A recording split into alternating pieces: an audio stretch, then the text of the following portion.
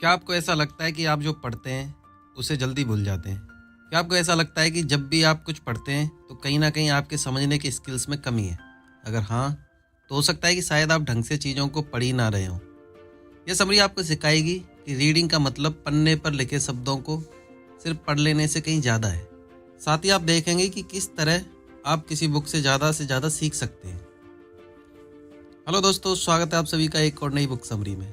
आज की book summary है how to read a book, the classic guide to intelligent reading, जिसे लिखा है मार्टिमर जेरोम एडलर ने। मार्टिमर एक अमेरिकन फिलोसोफर, इंसाइक्लोपीडिस्ट और एक मशहूर ऑथर थे। वे लोगों को इफेक्टिव तरीके से पढ़ाने पर किए गए क्रिटिसिज्म की वजह से मशहूर हुए थे। एडलर इंसाइक्लोपीडिया ब्रिटेनिका के बोर्ड ऑफ एडिटर्स के चेयरमैन भी थे। बड़े दुख की बात है कि पढ़ना यानी रीडिंग एक ऐसी स्किल है जिसे आजकल लोग बहुत कम महत्व देते हैं। इसे एक ऐसी चीज़ के रूप में देखा जाता है जिसे आपको स्कूल या काम पर करने के लिए मजबूर किया जाता है। रीडिंग एक ऐसी कला है जिसे ज़्यादा टेंशन और तारीफ मिलनी चाहिए। रीडिंग का मतलब सिर्फ एक जगह पर लिखी हुई चीज़ों को पढ़ना ही नहीं होता। रीडिंग में इतनी काबिलियत है कि आपकी ज़िंदगी बदल सकती है। लेकिन अगर आप बुक्स को अच्छे से पढ़ें ना, तो आपकी ज़िंदगी में बदलाव नहीं आएगा। अगर आप एक बेहतर रीडर बनना चाहते हैं तो यह समरी आपके लिए है। इसका गोल है कि इसके जरिए ऑथर आपको यह सिखा सके कि आप जो पढ़ रहे हैं उसे बेहतर तरीके से कैसे समझ सकते हैं। इस बुक के ऑथर मार्टिमर जे एडलर ने लोगों की रीडिंग स्किल्स को बेहतर बनाने यानी अपग्रेड करने के लिए बुक लिखी थी। क्योंकि असलियत तो यह है कि ज़्यादातर लोग बेसिक रीडिंग लेवल के आगे बढ़ ही नहीं पाते।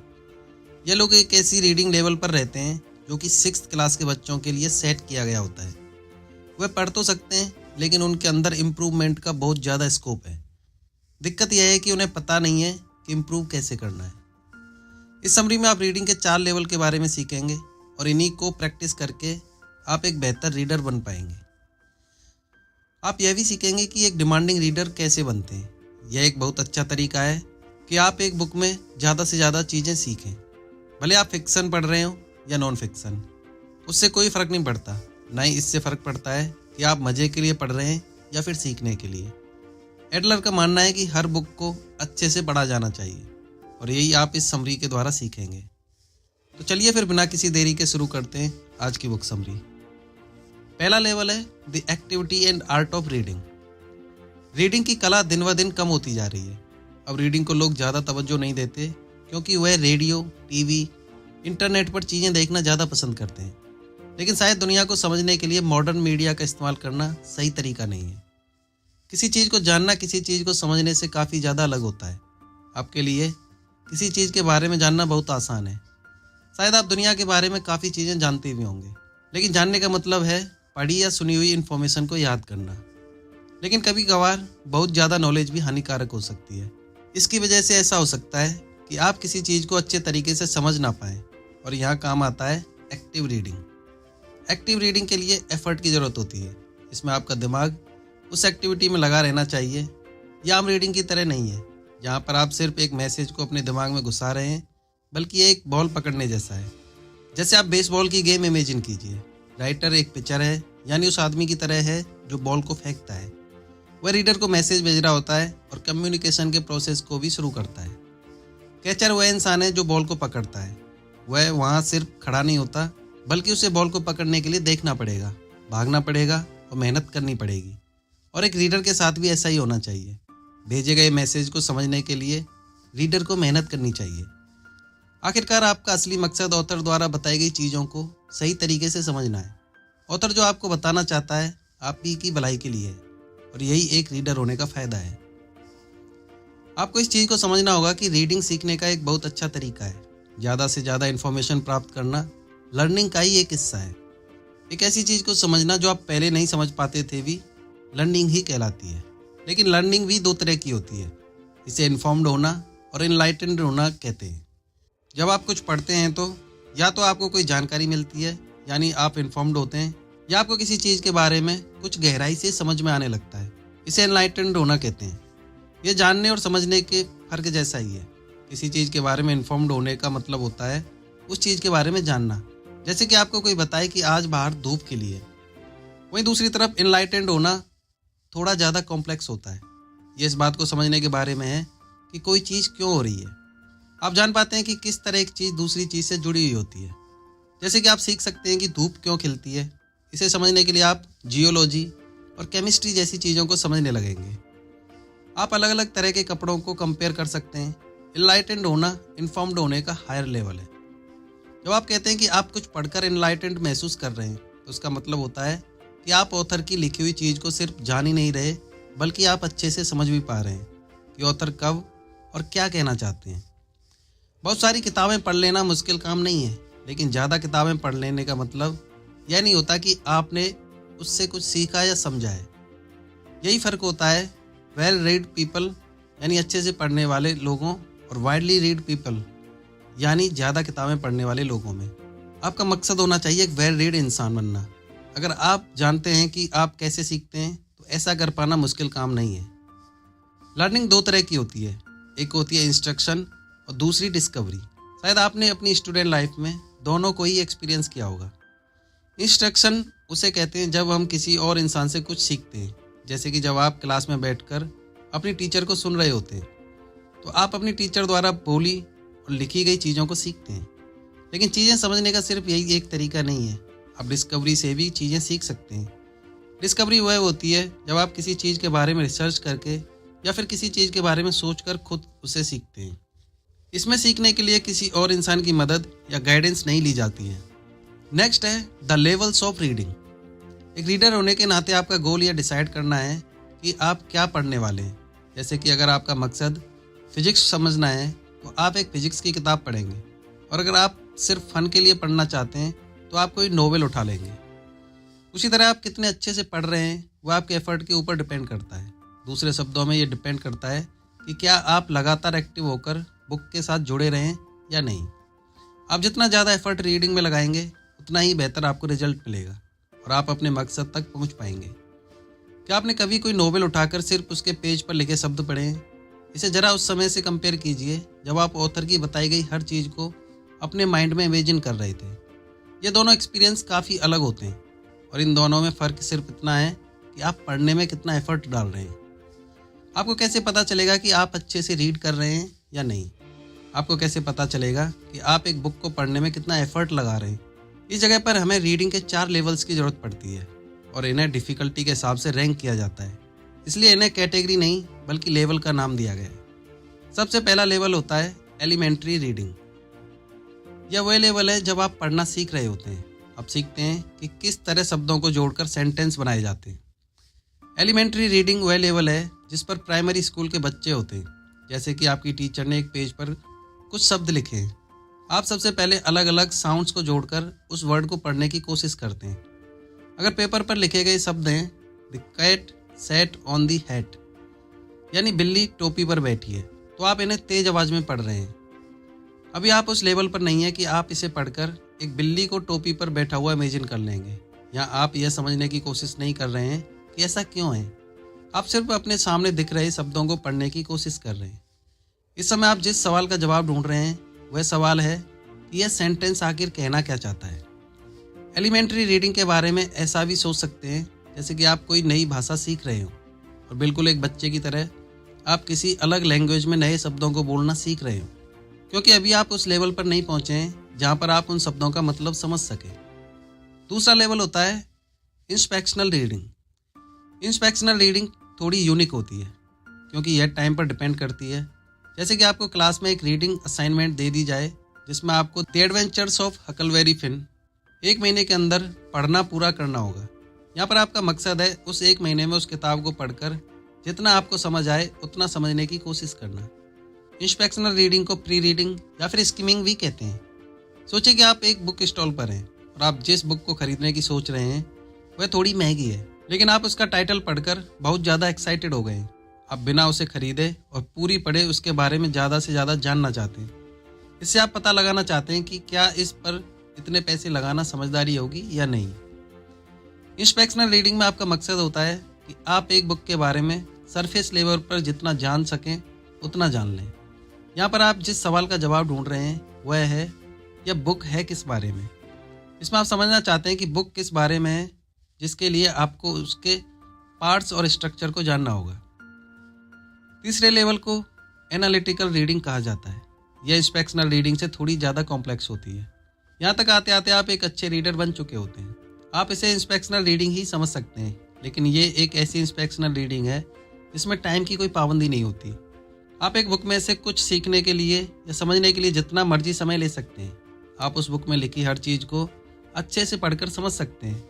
जब आप इस लेवल पर रीडिंग कर रहे होते हैं तो आप खुद से काफ़ी तरह के सवाल पूछते हैं कि आप किस बारे में पढ़ रहे हैं।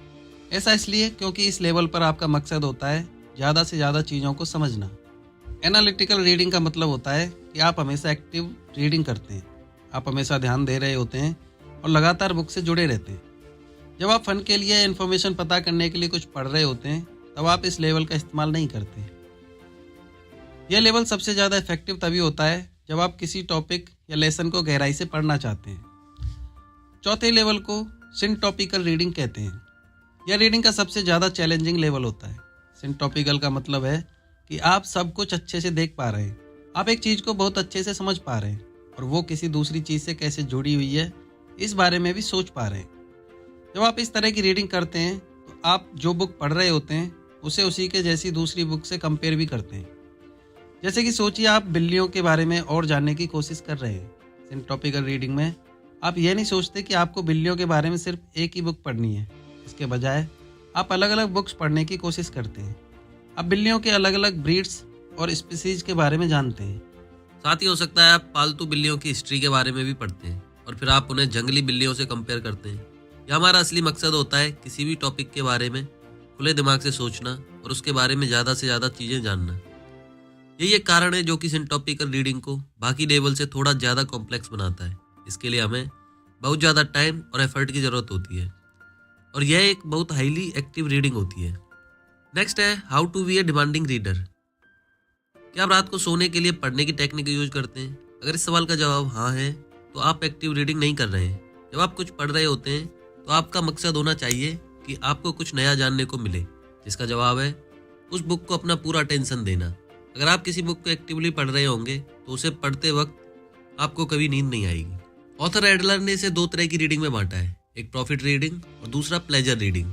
प्रॉफिट रीडिंग वो होती है जब आप किसी बुक से कुछ ना कुछ इन्फॉर्मेशन लेने के लिए उसे एक्टिवली पढ़ते हैं। तो कैसे पता चलेगा कि आप एक बुक को एक्टिवली रीड कर रहे हैं या नहीं? इसका जवाब बहुत आसान है। इसका पता आप बुक पढ़ते पढ़ते खुद से सवाल पूछकर लगा सकते हैं। ये ऐसे सवाल होने चाहिए जिनका जवाब बुक में ना हो, बल्कि इनका जवाब आपको किताब को पढ़ते हुए खुद देना होगा। किसी बुक से कुछ पाने के लिए आपको खुद से कैसे सवाल पूछने चाहिए? आप इन 4 सवालों से शुरुआत कर सकते हैं। पहला, वह बुक किस बारे में? बुक्स को एक तरीके में स्ट्रक्चर किया जाता है। अब यह पता लगाने की कोशिश कीजिए कि उस बुक की सेंट्रल थीम यानी मेन आइडिया क्या है और ऑथर उस थीम को पूरी बुक में किस तरह से दिखा रहे हैं। दूसरा है, उस बुक में डिटेल में क्या समझाया जा रहा है और उसे किस तरह एक्सप्लेन किया जा रहा है। ऑथर के द्वारा बताई जा रही चीज़ को अच्छे से जानने की कोशिश कीजिए। ऑथर क्या कारण देकर किसी चीज़ को समझाने की कोशिश कर रहे हैं, उस कारण को समझने की कोशिश कीजिए और यह जानने की कोशिश कीजिए कि असल में वो बुक क्या मैसेज देना चाहती है। तीसरा है, क्या यह बुक पूरी तरह से सही है या फिर इसके अंदर सिर्फ कुछ हिस्सा ही सही है? इस सवाल का जवाब देने के लिए आपको पहले दोनों सवालों के जवाब पता होने चाहिए। अगर आपको पता ही नहीं होगा कि उस बुक में समझाया क्या जा रहा है तो आप यह डिसाइड नहीं कर पाएंगे कि यह बुक आपके लिए सही है या नहीं। सबसे पहले चीज़ों को जानिए, फिर समझिए और तब जाकर उसको जज कीजिए। इसका फैसला आप ही को करना है कि आप किसी बुक के बारे में क्या सोचते हैं। यह उसके ऑथर का नहीं बल्कि रीडर का काम होता है। चौथा है, अब आपको इस जानकारी का क्या करना है?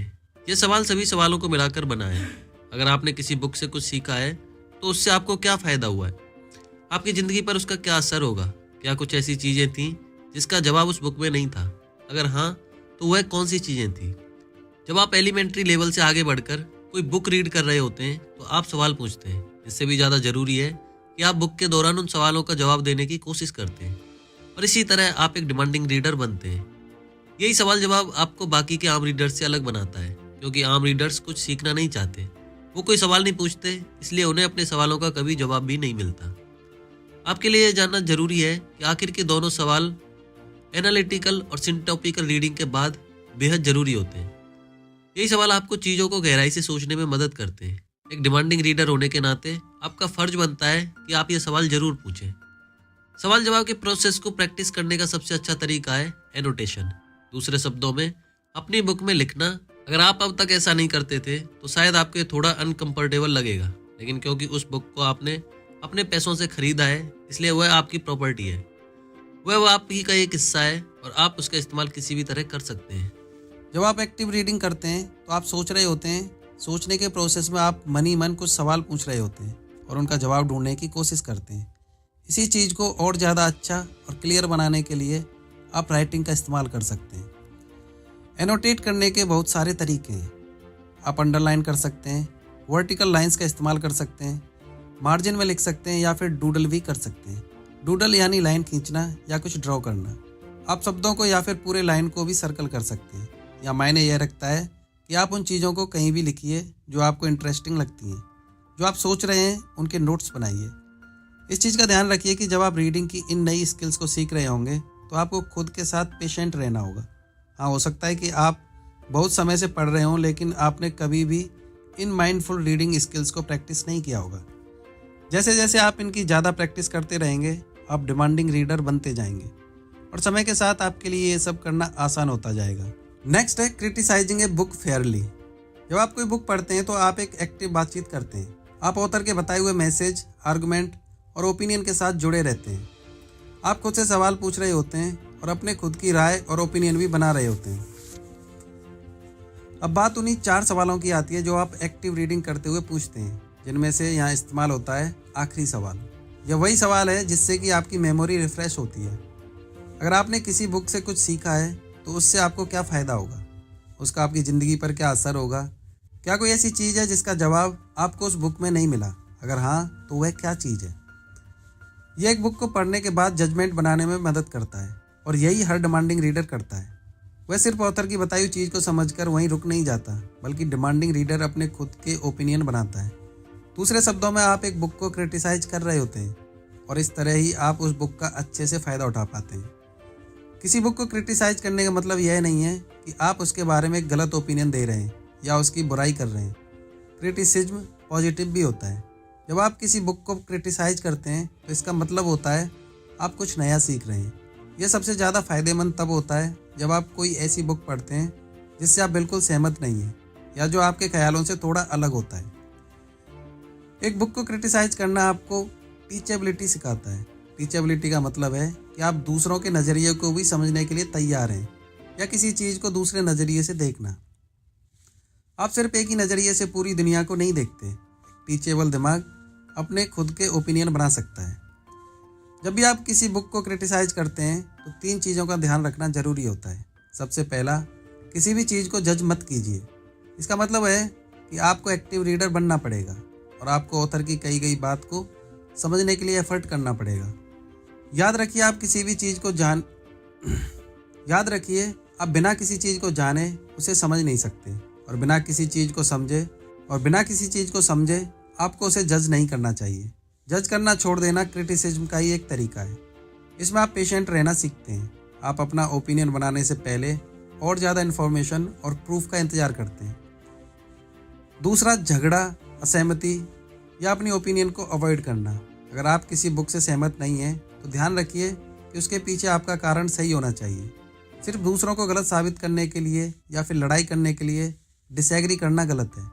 अगर आप किसी बुक को अकेले पढ़ रहे हैं तो आप अपने जजमेंट को कुछ हद सही ठहरा सकते हैं क्योंकि उस समय आप दूसरों के साथ इंगेज नहीं कर रहे होते हैं। लेकिन सिर्फ कोई बहस जीतने के लिए किसी और के ओपिनियन के साथ डिसएग्री करना सही नहीं है। तीसरी चीज़, आपको डिसएग्री करने के लिए एग्री करना पड़ेगा। अक्सर ये इंसान का स्वभाव होता है कि वो दूसरों की राय से सहमत नहीं होता, लेकिन आपको इस चीज़ का भी ध्यान रखना होगा कि सिर्फ लड़ाई से बचने के लिए अपना एग्री कर सकते हैं। जैसे कि सोचिए कि आप और एक और शख्स एक बुक पर दिए गए क्रिटिसिज्म पर एग्री नहीं कर पा रहे हैं, तो प्रॉब्लम को हल करने की कोशिश किए बिना बस बहस करने मत लग जाइए। ऐसा हो सकता है कि डिसएग्रीमेंट के बाद आप किसी समझौते पर पहुंच जाएं। इसलिए हमेशा नॉलेज और पर्सनल ओपिनियन के बीच के फ़र्क का सम्मान करना चाहिए। कभी कभार हो सकता है कि सामने वाला इंसान आपसे ज़्यादा जानता हो। यह भी हो सकता है कि उस बुक के ऑथर को आपसे ज़्यादा पता हो सकता है कि यही आपकी डिसएग्रीमेंट का कारण भी हो। नॉलेज एक ओपिनियन है जो सबूत के आधार पर बना होता है, और ओपिनियन यानी राय को सपोर्ट करने के लिए कोई सबूत नहीं होता। वह सिर्फ एक तरह का जजमेंट या विचार होता है। तो चलिए दोस्तों, इसी के साथ इस बुक का कंक्लूजन देख लेते हैं। इसमें आपने सीखा कि किस तरह आप एक बुक को अच्छे से पढ़ सकते हैं। आपने एक्टिव रीडिंग और बुक के साथ कैसे लगातार जुड़े रहना है, इस बारे में भी जाना। आप किसी मकसद के साथ कोई बुक पढ़ते हैं, जैसे एंटरटेनमेंट या फिर कुछ नया सीखने की चाह। आपका मकसद चाहे जो भी हो, पर आप उस बुक में से कुछ नया सीखने या जानने के लिए ही उसे पढ़ते हैं। सबसे पहले आपने रीडिंग के लेवल्स के बारे में सीखा। रीडिंग के 4 लेवल हैं: एलिमेंट्री, इंस्पेक्शनल, एनालिटिकल और सिंटॉपिकल रीडिंग। एलिमेंट्री रीडिंग का मतलब है लिखे हुए सेंटेंस को समझना कि वो क्या कह रहा है। इसमें आप सिर्फ शब्दों को इकट्ठा जोड़ रहे होते हैं। इंस्पेक्शनल रीडिंग में आप लिमिटेड समय में यह जानने की कोशिश करते हैं कि बुक किस बारे में है। एनालिटिकल रीडिंग में भी बुक को समझने की कोशिश की जाती है, लेकिन इसमें समय की पाबंदी नहीं होती। इस लेवल में आप एक बुक से जितना चाहे उतना सीख सकते हैं। सिंटॉपिकल रीडिंग सबसे ज़्यादा कॉम्प्लेक्स है। इसमें आप बुक को जानते भी हैं और समझते भी हैं। साथ ही आप एक बुक को उसके जैसी मिलती जुलती बाकी बुक से कंपेयर भी करते हैं, और इससे आप अपनी अंडरस्टैंडिंग और ज़्यादा मजबूत बनाते हैं। दूसरा, आपने सीखा कि आप एक डिमांडिंग रीडर कैसे बन सकते हैं। एक डिमांडिंग रीडर बनने के काफ़ी फ़ायदे हैं। आपने सीखा कि कैसे आप एक बुक के साथ एक्टिव होकर जुड़ सकते हैं, जिसे हम खुद से सवाल पूछना कहते हैं। पढ़ने के दौरान आप इन्हीं सवालों का जवाब भी ढूंढते हैं। इस चीज़ से आप ऑथर की बताई गई चीज़ को ज़्यादा गहराई से सोचते हैं। आपने यह भी सीखा कि नोट्स बनाना और राइटिंग से आप अपने थिंकिंग प्रोसेस को ज़्यादा मजबूत बना सकते हैं। तीसरा, आपने सीखा कि किस तरह किसी बुक को अच्छे से क्रिटिसाइज किया जा सकता है। एक डिमांडिंग रीडर होने के नाते आपको एक बुक को क्रिटिसाइज करना आना चाहिए। इसमें आपका मकसद सिर्फ चीज़ें जानने और समझने तक ही सीमित नहीं रहना चाहिए। आपको उस बुक के बारे में अपना ओपिनियन और जजमेंट भी बनाना चाहिए। आपको यह पता होना चाहिए कि उस बुक से आपको क्या फ़ायदा हो रहा है। एक बुक को क्रिटिसाइज करने के लिए ज़रूरी है कि आप में पेशेंस हो, आप तुरंत किसी चीज़ को जज ना करते हो और दूसरों की अलग राय का सम्मान करते हो सकता है कि जब आप इन चीज़ों की प्रैक्टिस कर रहे हो तो आपके लिए सब कुछ याद रखना मुश्किल हो जाए।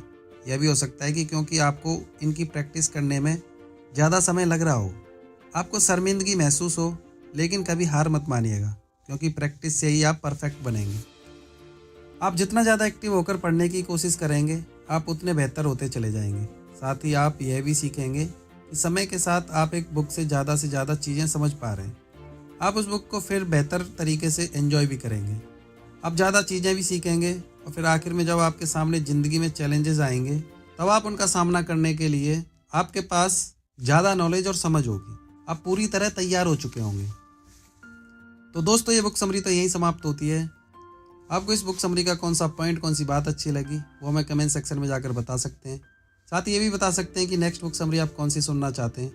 अगर आपको हमारी मेहनत पसंद आ रही है तो हमें इनकरेज करने के लिए हमारे चैनल को सब्सक्राइब करें। साथ ही इस वीडियो को लाइक करें, शेयर करें। मिलते हैं नेक्स्ट बुक समरी में। जय हिंद, जय भारत।